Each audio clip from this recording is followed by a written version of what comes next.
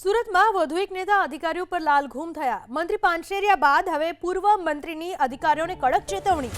ઓલપાડના ધારાસભ્ય મુકેશ પટેલની અધિકારીઓને કડક શબ્દોમાં સૂચના। પાણીની લાઇનમાં ગેરકાયદે કનેક્શન લેનાર સામે કડક કાર્યવાહી કરવા સૂચના। ગેરકાયદે કનેક્શન લેનાર પર પોલીસ કેસ કરવા અધિકારીઓને સૂચના। હોદ્દેદારોને પણ ભલામણ ન કરવા ધારાસભ્ય મુકેશ પટેલની તાકીદ। डायरेक्ट कनेक्शन आपे ने वडू वडू न आपे पुलिस केस भी करो भाई फरिया कई भाई ने भलामण करवाना आवता जेने पण डायरेक्ट कनेक्शन लीधुं छे ने एनी पर पुलिस केस पण करो અને દંડ भी करो। આજે જાય ભાઈ આજે पुलिस આજે તમારી अब डायरेक्ट ना ચાલે ને ભાઈ તો ગાડી પર જઈને રોડ પર ફેંકે છે અને પર દંડ કરો એની ઉપર દંડ કરો ભાઈ। આ રીતના કચરો બહાર જાહેરમાં ફેંકાવો ન જોઈએ। એટલે આપણે પણ 8 જૂનથી લઈને 21 જૂન સુધી 14 જૂન સુધી આપણે સફાઈ અભિયાન આપણે કરવાનું છે।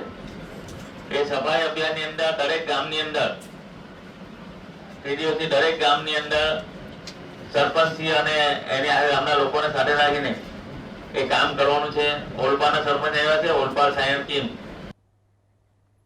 તો આ પહેલા પ્રફુલ પાનસેરિયાએ પણ અધિકારીઓને તાકીદ કરી હતી કે લોકોને ધક્કા ના ખવડાવો, વ્યવસ્થિત રીતે કામ કરો। પ્રફુલ પાનસેરિયાના એ શબ્દો હતા કે કોઈ માણસ જ્યારે તમારી પાસે આવકના દાખલા લેવા માટે આવે છે તો એ શા માટે આવે છે?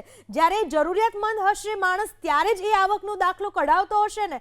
અને જ્યારે આપણે એને 3 ધક્કા ખવડાવીએ એ બાબત યોગ્ય ના કહી શકાય। એટલે હવે ક્યારેય પણ કોઈ પણ વ્યક્તિ જો આવકનો કે કોઈ પણ પ્રકારનો દાખલો કઢાવવા માટે આવે છે તો એનું તાત્કાલિક કામ કરવું, ધક્કા ખવડાવવા નહીં। આવું પણ આરોગ્ય મંત્રી પ્રફુલ પાનસેરિયાએ સ્પષ્ટપણે અધિકારીઓને કહ્યું હતું। આજે ધારાસભ્ય મુકેશ પટેલે પણ અધિકારીઓને તાકીદ કરી કે વ્યવસ્થિત રીતે કામ કરો, ગેરકાયદે કનેક્શન કાપી નાખો, કોઈની ભલામણ નહીં સ્વીકારવાની।